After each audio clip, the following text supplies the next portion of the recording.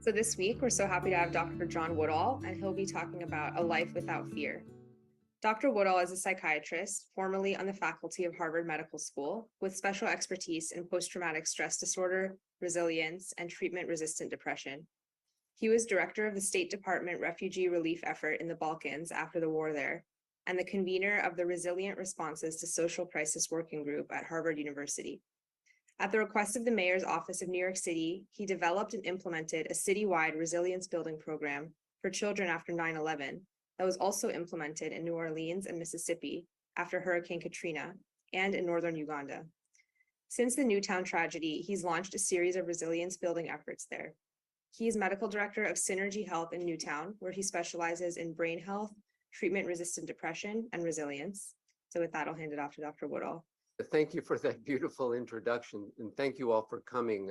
It's a beautiful Saturday here in Connecticut, and so if you're devoting your time to being online on a beautiful day, thank you, and I hope I can justify your sacrifice of your time to be here today. When I was asked to do a presentation again, I was in the middle of really just searching in myself for answers to what in my own life are fears, what in my practice as a psychiatrist in Newtown are helping people manage fears that they deal with on a daily basis, and that we're all aggravated because of the horrible tragedy that happened here 10 years ago with the school shooting. And it reminded me of that story of Gandhi, who someone approached him and said, Bapu, can you teach me how to quit smoking? And he said, yes, I can. And he said, well, please do teach me how to quit smoking. And he said, but you have to come back in 30 days. I'll teach you in 30 days. So he was a little confused, the man, and he said, well, okay. And he went away. And 30 days later, he came back and asked Gandhi, well, will you teach me how to quit smoking now? And Gandhi said, yes, I will. Then the man said, well, why did you make me wait 30 days? And Gandhi said, I had to quit smoking first. He had to learn how to quit smoking himself. And so I feel in a similar way, it's a little bit presumptuous to say, I'm going to be teaching about the elimination of fear, which is only the most central issue in all religious texts and all philosophies throughout history. But so rather, I would like to point towards a way to understand fear. And as life would have it, this morning I was confronted with a fear with my dog Tennyson, or Tenny we call him. He's a golden doodle, and at 5 o'clock he wants to go out for he wants to go and do his business outside and then come in and have breakfast. And we've got a second dog also that we picked up during COVID. So I let him out at 20 after 5, and they usually are out 5 minutes and come back. And 5 minutes went by, and Jack, the one dog, he came back, but Tenny didn't come back. 5 minutes, 10 minutes, 15 minutes. I was out looking all over the neighborhood for him, couldn't find him. 5 in the morning or 5:30 in the morning. I can't be calling out too loudly for him, but I got in the car, I'm driving around looking all over for him, couldn't find him. And I was afraid for him. I didn't, because there's some foxes that have nested in next, or they've created a den in our under our shed in the backyard. And so I thought, boy, did he get attacked by the foxes, or did he get picked up? And so I was afraid for him. And I was also mourning him before I even knew what was going on. I thought, oh my God, what if something bad happened to him? This response of mine is what the Buddhists call inevitable, that it's one of the two major fears that all humans have. The first one is of death itself. Did something bad happen to Tenny? Or God forbid, something did. So it immediately aroused in me my own fears for Tenny's safety. Interestingly enough, that fear is really a sign of my love for him, right? So you don't fear the loss of something you don't particularly care for. But when we value something, when we see, when we extend our love and receive love, from a pet or another human being, the thought of that loss is one of the fundamental fears that humans have, that death will somehow separate us from something or someone that we love. So there it was this morning. I thought, well, perfect. I have to do my Gandhi thing here, and I'm going to have to figure this fear out before the talk at 12 o'clock. So life is good at presenting us with the thing we have to teach. So I wanted to just put that story and bookmark it. We'll come back to that in just a minute. Oh, we found Tenny, by the way. The neighbor saw him chasing the foxes, and he was in some brambles and mud and dirt and woods a couple of blocks away. But we pulled him out of there. He's a mess, but he's okay. So now I wanted to tell you a second story to emphasize what is really the second biggest cause of the deepest fears that humans have. The first one being the impermanence of life itself, represented by our own death. And the second is an emptiness, a fear of emptiness. Let me give you an example. So I mentioned I'm in Newtown, and I have my psychiatric practice in Newtown, where this horrific school shooting happened 10 years ago. It's an utter horror. And it remains a horror now, more than 10 years after the event. And the kids who were in the school at the time are now seniors in high school, juniors and seniors in high school. And they're showing up in my clinic anxious, depressed, afraid. Now, what are they afraid of? What keeps coming up is a sense of emptiness that they have, that a world of meaning, a life of meaning seems impossible to them. How could the world have meaning? And how can I have a purpose within this world if this world is capable of producing a mass shooting in the school that I'm going to when I'm in second grade? Now, these aren't the kind of issues most of us have to deal with, but the kids in my town do, and in many, many towns around this country at any rate. So for her, the experience is a sense of profound and overwhelming emptiness, that the world seems frighteningly hollow, that not only is the world unsafe, but that she feels she has no purpose in it. Or I'm thinking of a specific student now. So I'm going to come back to her also, but this emphasizes the second thing that the Buddhists, for instance, talk about as the two root causes of fear. One is the sense of the fear of death, and the other is the sense of emptiness. Now, Baha'is use a phraseology of powerlessness, that these are two forces of life that we are powerless over, and that instead of fearing these two realities, that we need to acquiesce to them and take comfort in knowing that God is He is our help in peril, and He is capable of helping us at any moment. But this dilemma of how to deal with death and the reality of this sense of the possibility of emptiness in our life is really at the core of not only of all fear, but what all religions address: how to manage, how to deal with, how to perceive, how to relate to these two big issues. And so I wanted to talk about that a little bit. And I was asked to speak about the basic teachings of the Baha'i faith.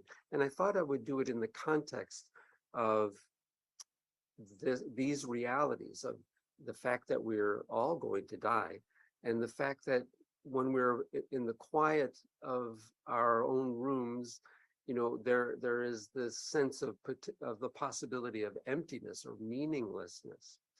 So the basic, again, this is a huge topic, but one of the ways the Baha'i faith talks about this is that the founders of all the world's great religions throughout history have reassured humanity that our reality, our truest reality is beneath these fears, right? That we need not allow the fear of our own death or the fear of emptiness and purposelessness. We need not allow these things to run our lives, but that beneath these is a sea of grace, is that the fabric of the universe is kneaded with divine love and divine grace and mercy and forgiveness. And so the spiritual path is really about letting go of fears enough to allow ourselves to perceive with more refinement this deeper reality within us. That it's talked about metaphorically in the Baha'i writings as gems that are contained within our inmost reality. That the signs of these great qualities of love and mercy, forgiveness and grace, they're reflected in each of us in what is called a gem. A gem of divine virtue: our patience, our love, our gratitude, our endurance, our perseverance, our compassion, our knowledge and wisdom, our humility. That these are like gems within the human reality, that our purpose in life is to bring those gems out, right? And that we do that largely through the way we address our fears, right? How we address the challenges of life that cause us to fear our own death, or to fear that somehow our life will come to nothing because of financial difficulties or problems in the family, or illness, or lack of social status or oppression of some form. That our purpose in life will be thwarted by some element of our life that is inhibiting us from having a full life. So all of the world's great religions say that there is a reality beneath all of this turmoil of life that really, once we engage with it, brings out these gems of divine virtue, and that we needn't fear. That fear is the thing that prevents us from seeing that divine reality within us. And the Baha'i teachings go on to explain in a marvelous way how this basic idea of bringing individuals and communities and humanity as a whole to a deeper understanding of our own reality is a story that's been evolving throughout recorded history in the various religions of the world. That all of them have been unfolding this idea that there is a deeper nature to human reality that we have access to, and that we need not fear. Right? In the Psalms, it says, "The fear of the Lord is the beginning of wisdom." And in the epistle to Timothy, it says, "There is no fear in love, but perfect love drives out fear." In the Quran, it says, "Verily on the friends of Allah there is no fear, nor shall they grieve." So this idea of moving past fear into these deeper levels of our reality are the core teachings of all the world's great religions, and that the vehicle that helps us move through our fear is love. Right? So each of the world's great religions teaches this in one form or another. And Baha'u'llah, the founder of the Baha'i faith, explained that to each age in history, a special being has appeared who has brought this understanding about God to humanity, that they've been a mouthpiece of God to humanity at the particular time, and conforming their teachings to the particular age and needs of a particular time. So the religions basically have two elements. There's a core spiritual teaching, which is what I've been talking about, that there is this deeper nature within us, that it is our purpose in life to bring out, and it's the purpose of religion to help us bring that out. Uh, and then there's a second part of religion, which is conforming those universal spiritual teachings to a particular time and place to meet the needs of a particular time and place. So the teachings of Abraham, for instance, were directed towards a family, a tribe.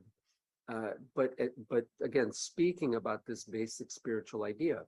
And then sometime later, when this one tribe is now 12 tribes, the same teaching is given new form in the teachings of Moses. And then centuries later, these same ideas are refined and brought to humanity in the form of the Gospels that Jesus taught. And then several hundred years later, through the revelation of the Quran, the same basic idea is now expanded to beyond tribes, 12 tribes, city-states, to the idea of the first nation in the world, of a nation of believers who are working to bring these gems out as a collective.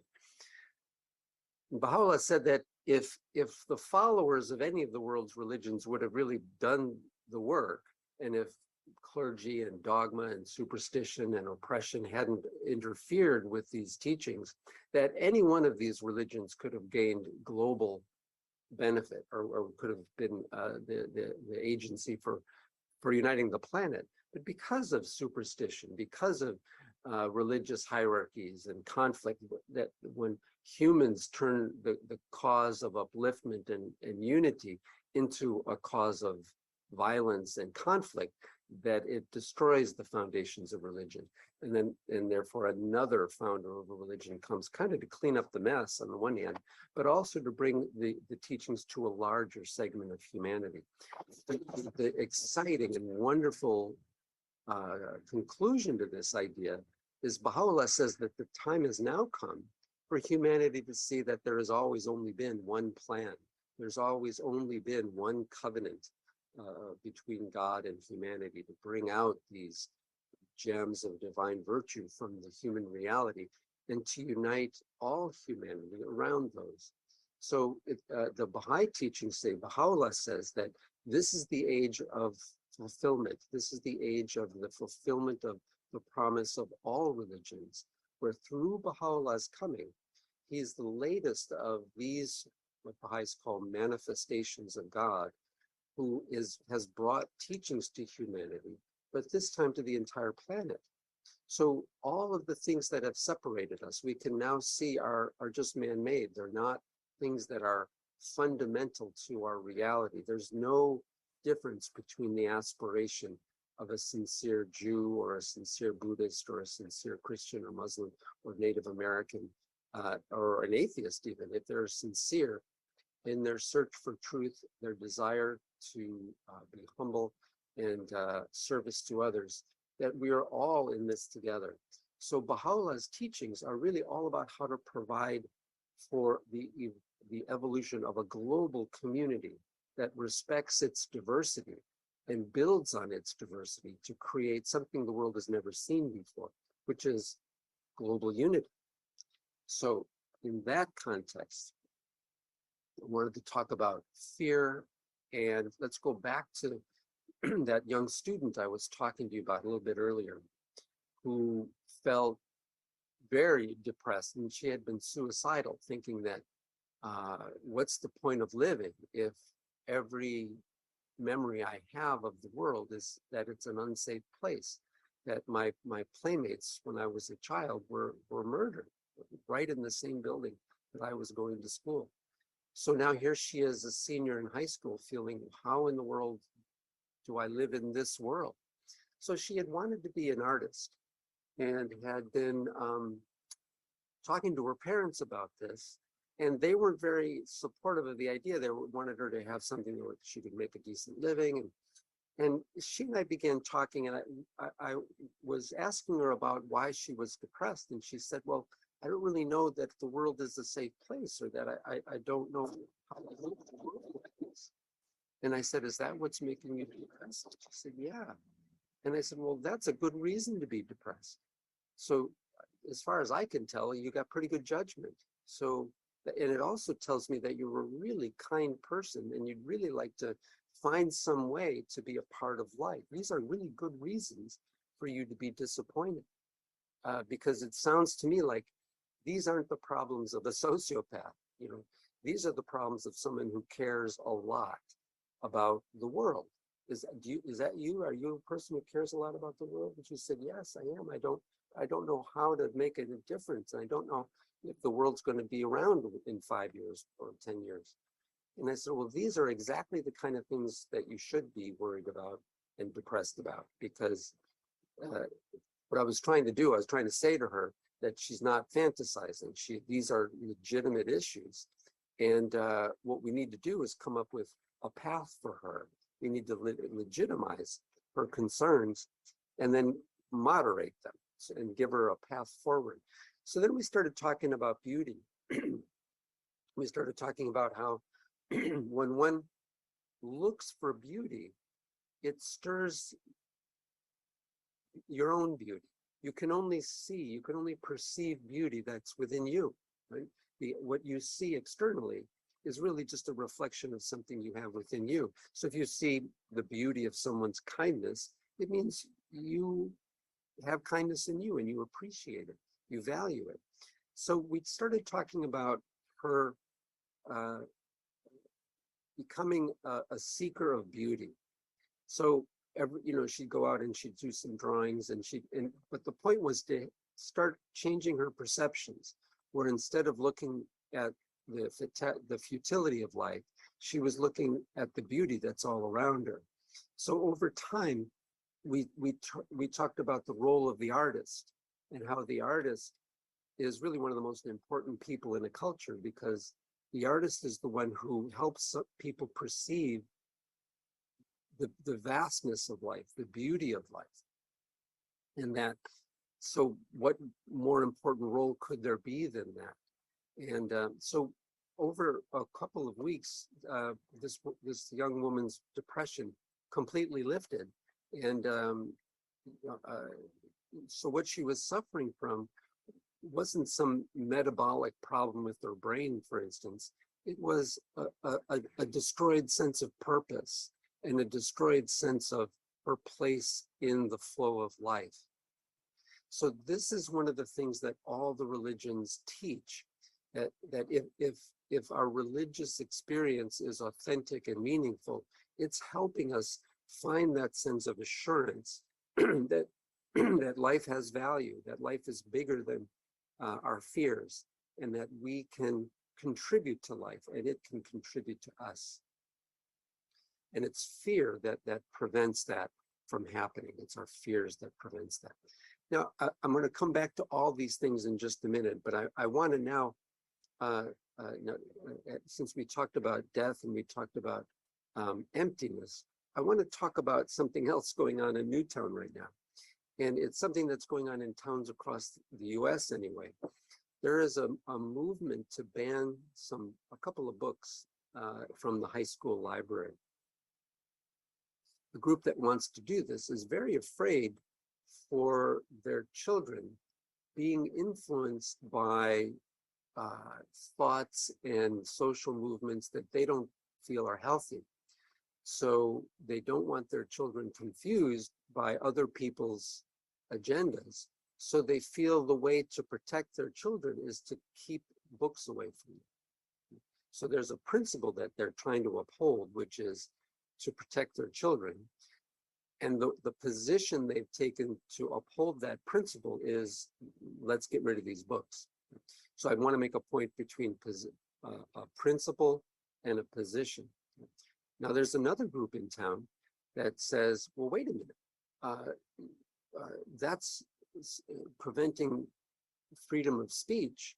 And, what about all the kids who are confused about their gender roles and things, and they don't have anywhere to turn for information, and maybe they're not going to ask their parents or teachers. So these books are providing them with something that might save a life, so one of these kids doesn't kill themselves. And to ban a book, that sounds like oppression of some kind.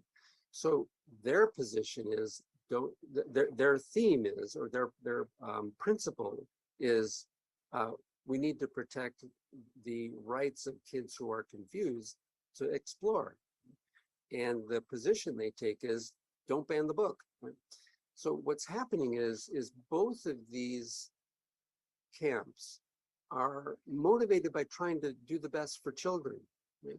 But both of these camps do not see that in the other. Both of these camps see the other as being oppressive in some way. And what's happening in the dialogue between these two groups is very hostile. And in fact, there's an article in the newspaper in today's Newtown Bee is what it's called, that is exactly that, where one group is accusing the other one of being violent and oppressive. And then the other one is saying the same thing about the other group. So how does this relate to fear? Well, what's missing from this conversation is what are these kids really going through? You know, and what are the issues these kids are really facing? And I would suggest it's way beneath this. These kids are all wondering about their place in a very frightening world. And how do they move through the turmoil of this time in a way where they feel connected, a part of the flow of life, where they feel nurtured by life, where they feel inspired to contribute their best gifts, where they feel encouraged and encouraged to face the challenges of life without feeling defeated, right? So those are the issues that I see the kids are dealing with. And on top of those things are questions about gender identity and stuff like that. But the reason those things are so charged is because the kids don't have a grounding in a sense of permanence or a sense of connectedness to the flow of life. And if you want to call that the spirit, or if you want to call that the spiritual, that's fine. But essentially, kids don't feel a sense of they have a connection to the flow of life, to a value that makes life worth living. So going back to a Baha'i perspective on this, it's that all of these challenges that we face in life are for the purpose of bringing out these gems, these qualities that are even hidden from us. You could be standing on the side of a mountain that has rubies and diamonds 5 feet under your feet, but you wouldn't know they're there if you didn't dig. So the first thing is to know that you're more than just what you know about yourself. There are things that are wonderful and gem-like within you, that the digging of life are like the tests and the trials of life, that where we discover these gems and then refine them over a course of a lifetime. So each of the world's religions teaches this. The Baha'i perspective is on the time that we're living in, that the challenges in the time that we're in right now are all about helping us finally let go of these fears and the prejudices these fears engender, so that we see our common humanity. We're all in this process of trying to find these gems in ourselves. And that in the process of looking for these gems and looking for them in each other, we see the beauty of our common humanity. Just like my artist friend who's 18 years old, who's looking for these gems now in everyone she sees, and is using that as a way to unite with people that she previously felt alienated from. Now, I want to go back to this Board of Education issue in Newtown, because it's an issue that is happening around the country. If we're not grounded in a sense of this deep well of human capacity, these spiritual qualities that are latent within us, we don't really have a sense of assurance in that part of ourselves, then our life is more motivated by fear than it is by love or poise or calm or contentment. And when we fear, we start to look for other things to fill that fear, or to distract us from the fear. So we look to entertainment, endless entertainment and distraction. We look to wealth. We look to social status. We look to, political ideas that seem to find a way to blame another group for all the problems in the world, so that we can feel that somehow our burden is lessened in some way. So at the root of personal unhappiness, at the root of unhappiness in a couple or a family or in a community or in a nation or the world, is fear. And the fear of this emptiness, or the fear of death, that then reifies throughout a life through trying to hold on to something, that will relieve the sense of fear. Now, the social consequences of this, I think, are pretty obvious in the division and hatred and animosity. We see, certainly in the United States, that's exemplified in the way people talk to each other, which is hostile, and where the presumption is that there is an other, and they're evil. This blaming and finding ways to denigrate and be afraid of another. All you have to do is listen to a television show, a news show, and listen to how one group is painted as something to be afraid of. Right? So these news media outlets are not our friend. If we're being pitted against each other, this is not healthy. This is not good for us individually or as a nation. So I'm taking this tack on the discussion about fear, if for no other reason, to show how unless we find a way to deal with these fears, it not only creates unhappiness in us personally, but in our families, in our relationships as couples, in our families, in our parenting, in the community, and the nation as a whole. And so the answer begins with a spiritual question. And it's not a spiritual question about what do we decide to believe, right? It's so much. But have we cultivated a sense of poise and calm and assurance, is what the Baha'i writings calls it, that despite whatever happens, we're going to be okay. That beneath any suffering or any fear, there is this ocean of loving kindness that all of us have access to, that all of the world's religions invite us to. Now, I want to share something with you, if you don't mind. I have to show you a picture of one of my heroes.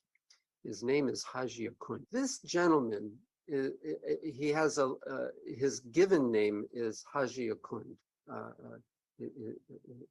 I'm sorry, he sort of has a title, and it's Haji Akund. This man, what a peculiar photograph this is. First of all, it's taken in the late 1800s, and there's some kind of a cloth behind him, right? But you look at, and you see he looks very calm. And look at the chains on him, and there's a stock on his leg. So what is going on in this picture? Well, let me tell you about this man.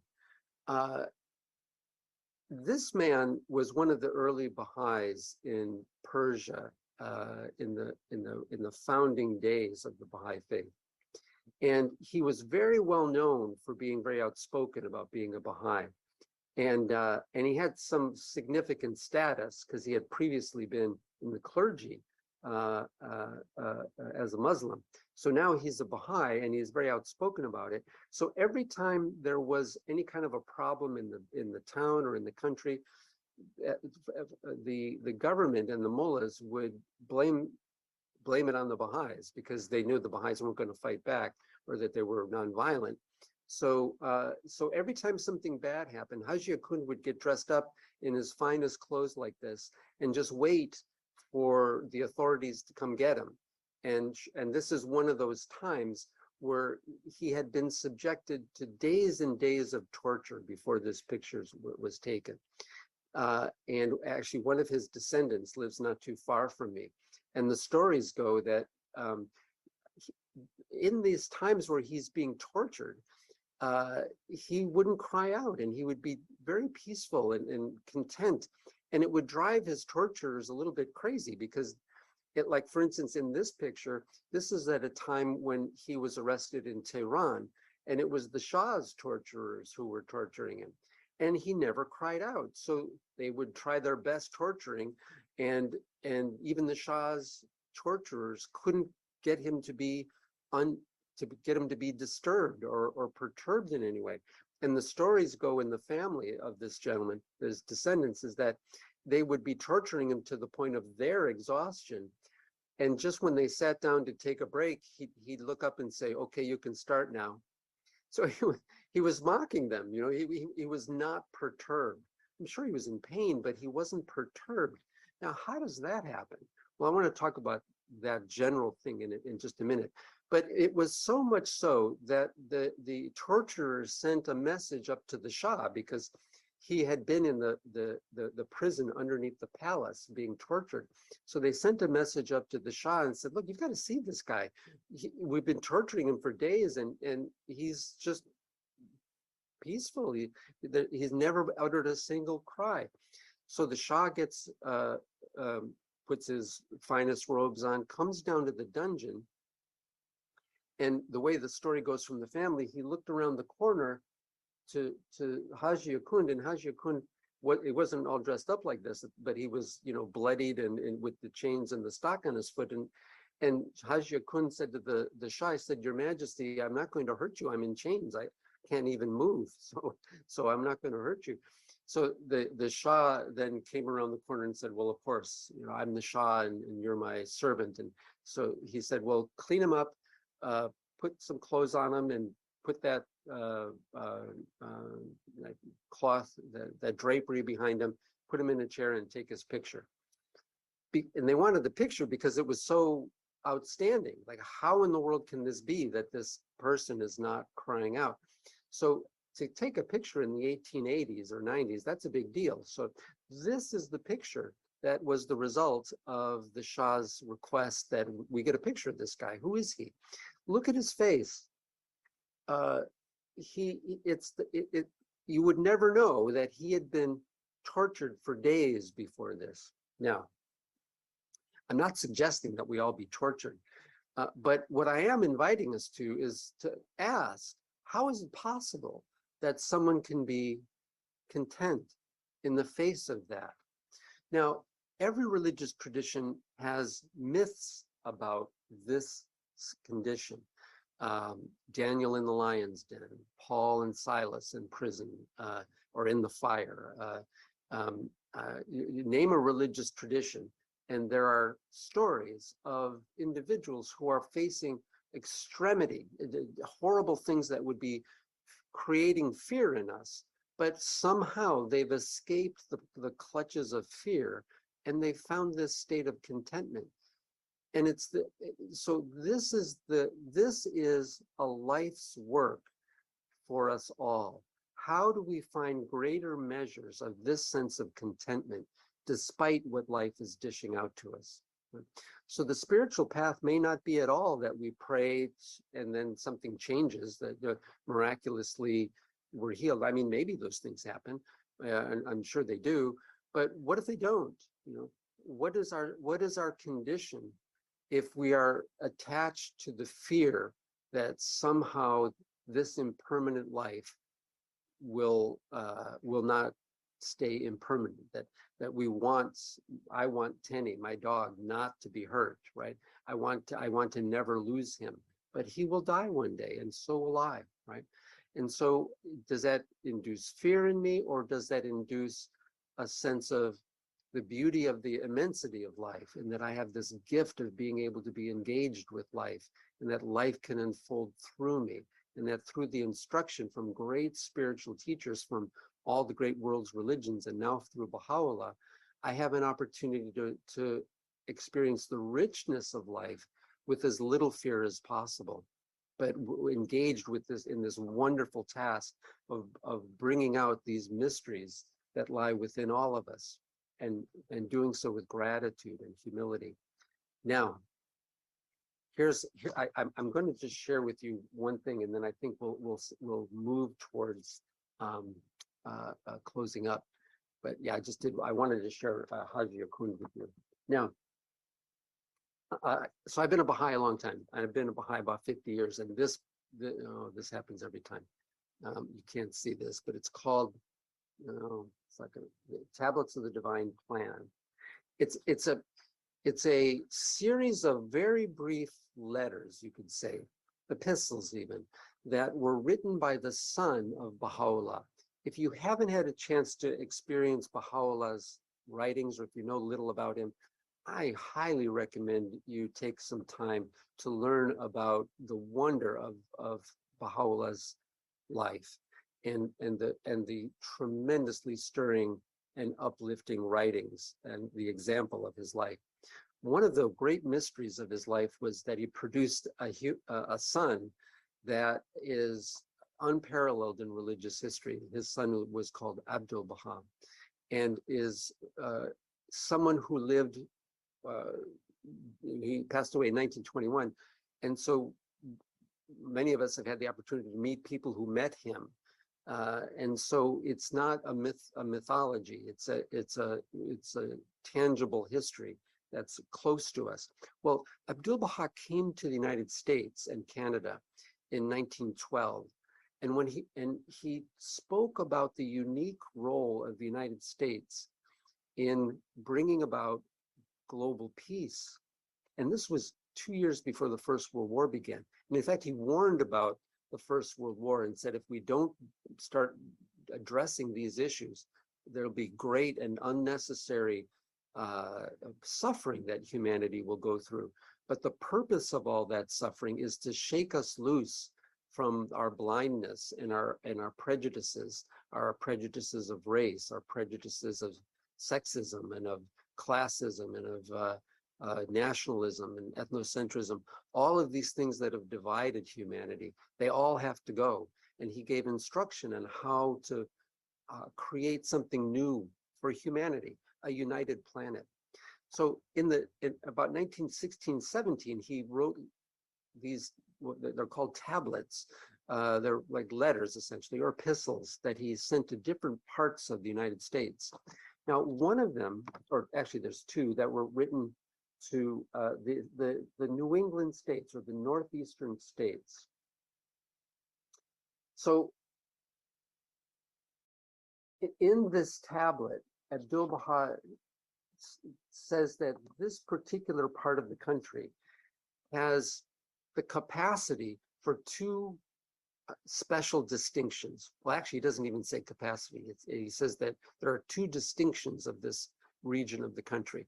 The one is what he calls faith, and the other is assurance. Faith and assurance. Now, Abdul Baha had this tendency to look at someone and say, you are enormously patient, and this wonderful quality of you, I'm actually going to give you a new name. Your new name is patience, in Arabic, let's say. And the person would say, I'm not patient. Ask my wife. I'm not patient at all. I'm the opposite of patient. And Bill would say, no, your name is now patience. Or he would describe qualities that people had potentially, like these gems we were talking about.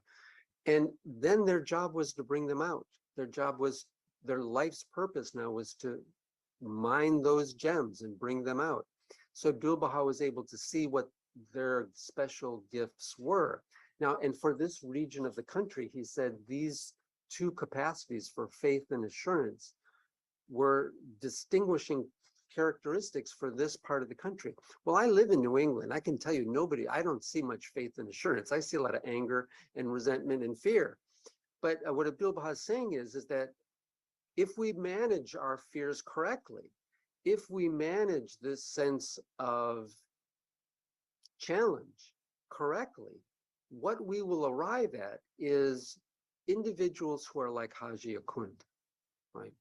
And that's our job, is to become like Haji Akund as best we can, right? So that fear isn't governing our life, but that this deep-rooted assurance is what Abdul Baha calls it, in this river of life, this river of loving kindness, of this river of the ever-present support and nurturance of an all-loving, all-forgiving God. That if we become rooted in that and have an assurance in it, then we can bring out our own personal best qualities and bring them to service to the world to help it unite. The point is, every region of the world has its own qualities, its own special gifts. And the truth of the matter is, every human being has access to this faith and assurance. Faith being, let's say, what you believe, right? But assurance is not just what you believe, but who you've become, right? That sense of deep calm and poise that even in the face of torture like Haji Akund, you're absolutely peaceful. Right?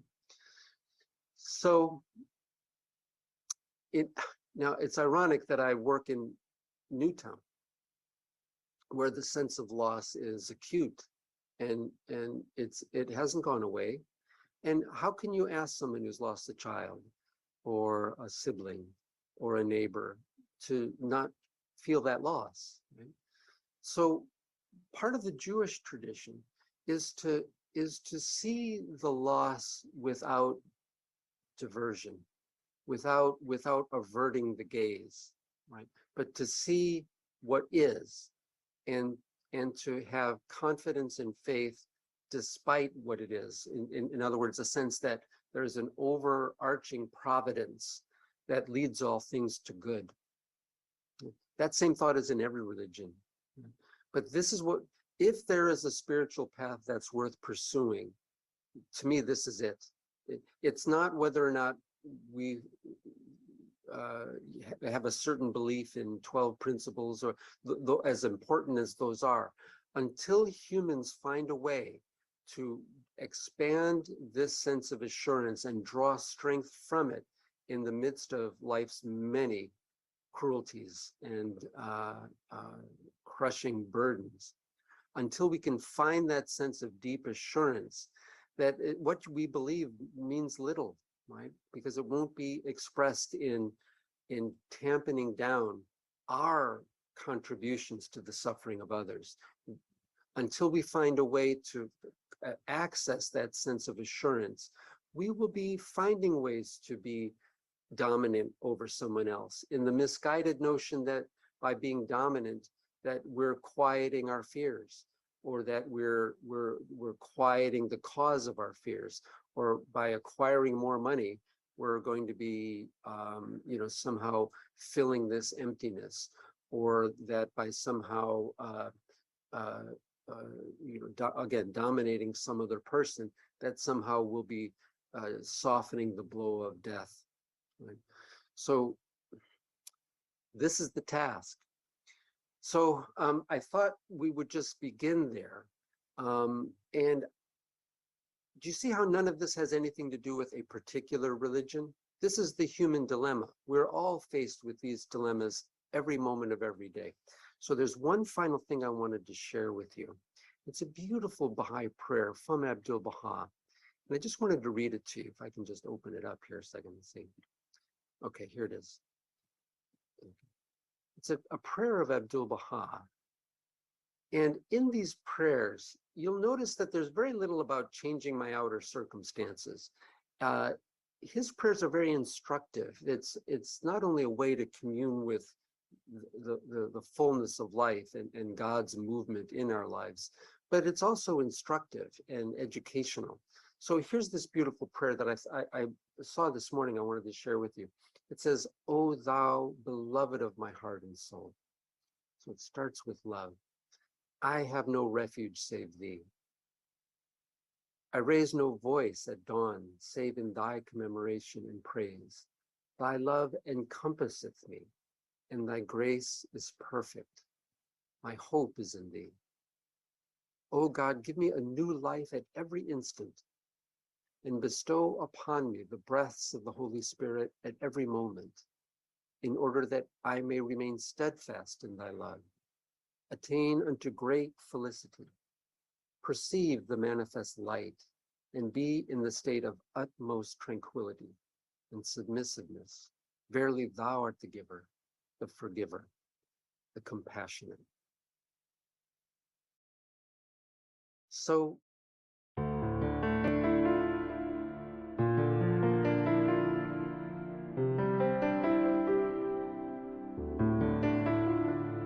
O thou beloved of my heart and soul, I have no refuge save thee. I raise no voice at dawn save in thy commemoration and praise. O thou beloved of my heart and soul, I have no refuge save thee. I raise no voice at dawn save in thy commemoration and praise. Thy love encompasseth me, and thy grace is perfect. My hope is in thee. O God, give me, O God, give me a new life at every instant, and bestow upon me the breaths of the Holy Spirit at every moment. O God, give me, O God, give me a new life at every instant, and bestow upon me the breaths of the Holy Spirit at every moment, in order that I may remain steadfast in thy love, attain unto great felicity, in order that I may remain steadfast in thy love, attain unto great felicity, that I may perceive the light, perceive the manifest light, and be in the state of utmost tranquility. Oh, perceive the light, perceive the manifest light, and be in the state of utmost tranquility and submissiveness.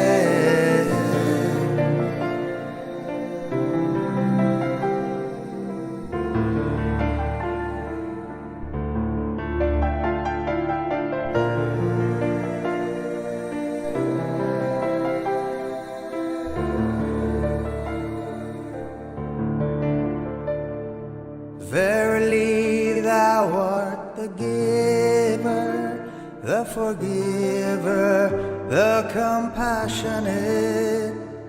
Verily thou art the giver, the forgiver, the compassionate.